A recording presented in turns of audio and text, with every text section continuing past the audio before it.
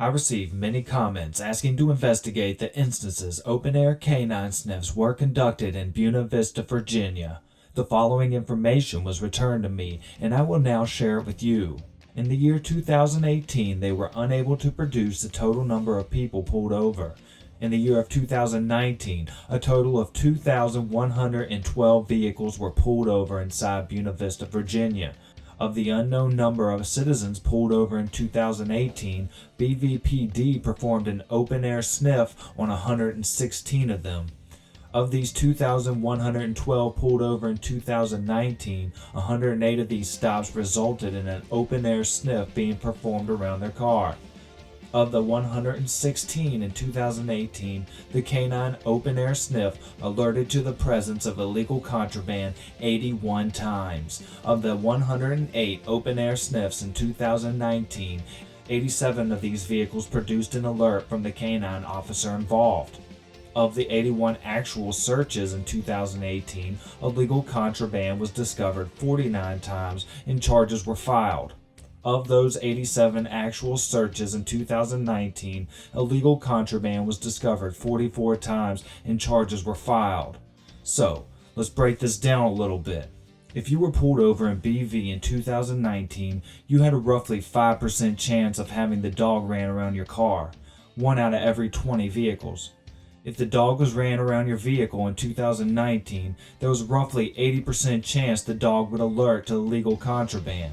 So, 8 times out of 10, if the canine is ran, it produces an alert, creating an alleged probable cause, giving them the so-called authority to search your vehicle. Just barely over 50% of the time a BVPD officer searched a vehicle after an open-air sniff, it produced illegal contraband. That's interesting. A federal court has ruled that a canine officer with an accuracy of a coin flip is good enough to establish probable cause, considering the word probable basically means more than half. If these numbers are in fact true and accurate, it makes me wonder why this city of 6,636 people requires 2 canines, max and body. This would mean if you split up the workload between these 2 canines, each canine only performed roughly 54 open-air sniffs a year. If these open-air sniffs are returning an 80% alert rate, what does that data suggest?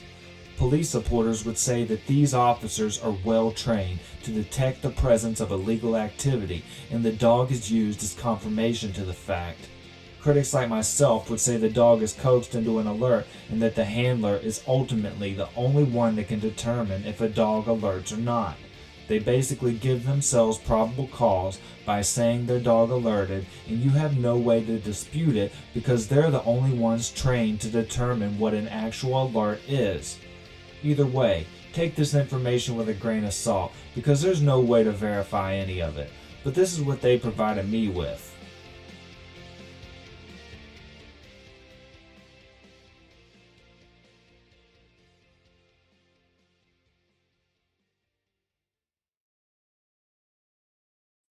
So I know a lot of you are interested in how much was awarded to me in my settlement. It seems Doug Harwood at the Rockbridge Advocate was the only one to crack the code, or even try really. He recently released an article in his paper detailing my 3 videos, What Constitution Parts 1 and 2, and the video most recently released showing a man getting kidnapped from a porch. He apparently FOIA'd the open record request I had made and discovered the statistics I had just released here and questioned the chief about them. According to Chief Keith Hartman, these statistics are due to people getting rid of drugs when they see the blue lights or because of leftover odors from the prior use of drugs in the vehicle.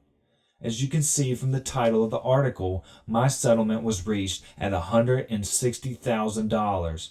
I previously kept this information unreleased, though I knew it was public record and could easily be found if someone knew how to look. I'm sure I will have critics from both sides saying that was way too much or not enough. I didn't want to distract from the real issues. I may have been awarded this much, but attorney fees alone were 40%. Though 40% was a lot of money, I would not have gotten as far as I did without my attorney. The Virginia Municipal League, which insures the city, said they agreed to settle because civil rights claims can result in triple damages plus attorney's fees, and there was a chance I would win in court.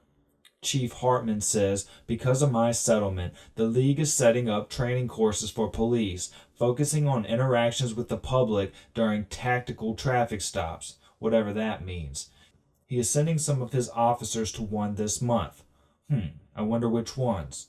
As for the dog, Hartman says, we wouldn't have taken the dog out unless we thought there was something in the car. It would seem, according to the chief, simply not wanting to answer questions is reason to believe there are drugs in the vehicle. Hartman also says he has had no formal complaints about his officers, and if someone were to file such a complaint and it involved an alleged civil rights or other serious violation, he'd ask the state police to investigate.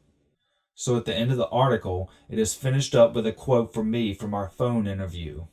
I'm just trying to expose the force and violence the government uses against its own citizens.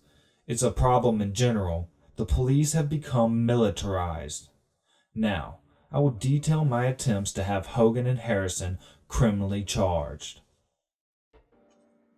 Here you have two United States codes I believe Mitchell Harrison and Darren Hogan of the Buena Vista Police Department violated on December 4th, 2018. These codes are federal law and are the codes that correspond with the violation of your rights. These United States criminal codes list the consequences for conspiring and depriving Americans of the rights guaranteed to them by the Constitution. If there is no accountability when government violates the Constitution, then the Constitution isn't worth the paper that it's written on. More recently, I have discovered another code in which I believe BVPD as a whole is in violation of. 34 U.S. Code 12601, Cause of Action. This seems to be the criminal equivalent to the Monell claim mentioned in the What Constitution Part 2 video. Feel free to pause and read for yourself. There will be links to these codes in the video description as well. Is having the city's insurance company pay out for violating these rights considered justice or just hush money? Should these oath violators be allowed to continue working in an official capacity, having the authority of the state that they have proven they are not capable of handling without abusing? Should they be criminally charged for violations of these codes, or is the city being sued enough? If we task these men with being enforcers of law, then they should be held to the highest of standards when they violate their oath to the Constitution, and when they violate federal law, they should be charged themselves, just like we would be. Otherwise, they will continue to abuse their power like Hogan did in my last video. How do we go about enforcing these federal laws when police violate them? According to the Justice Manual, the United States Attorney is the chief law enforcement officer for each district who enforces federal law. I have determined Thomas T. Cullen is the U.S. Attorney for the Western District of Virginia. He appoints over 30 assisting U.S. attorneys to help him. I decided to write the U.S. Attorney's Office in Roanoke detailing the crimes of these agents of the state. I elaborate on which codes I believe they violated, as well as the rights guaranteed by the Constitution. I list all my accusations clearly and concisely. I mention the fact that my counsel and I had considered pursuing civil action under USC 42 Section 1983 and referenced our Monell claim as well. I attached the draft lawsuit detailing their violations, as well as the falsified police report and the transcript I had made. This letter was simply to inform the U.S. Attorney's Office of these U.S. Code violations that I and the world have witnessed. It was also to request a criminal investigation into these officers as well as BVPD as a whole. Consider it the citizen's version of a police report. I have witnessed violation of criminal code, and now I ask the prosecutor to pursue. After not receiving a response for several weeks, I decided to call the U.S. Attorney's Office and see if they had received it and had intended on investigating it. The following is that phone call, and now you will see the blue wall of silence go up to protect these officers. Hi, may I speak with Michael Hudson? Speaking. This is Ashley at the U.S. Attorney's Office. I got your voicemail. I was just calling you back. Yeah, I was just calling. I sent a packet in regards to some United States Code violations, and I was just wondering if you received it. Let's see. When did you send it? About a good month ago. Okay. Let me see if we got that. Can I place you on a brief hold? Sure. I think. Just yesterday morning, they let me know you were gone. Sunny days that I thought would never. Sir? Yeah. Yes, it was received. I routed that to our civil department. I'm in the criminal division, but it went to our civil division. Is that 18 U.S. Code 241 and 242? Isn't that criminal code? I am not sure, but I don't have what you sent in front of me. I made a notation of what I did with it, and I gave it to the supervising paralegal down in the civil division. Her name is Michelle Sierra Davis. I can see if she's available if you would like. Sure. Okay, just a moment. All right. Sir? Yeah.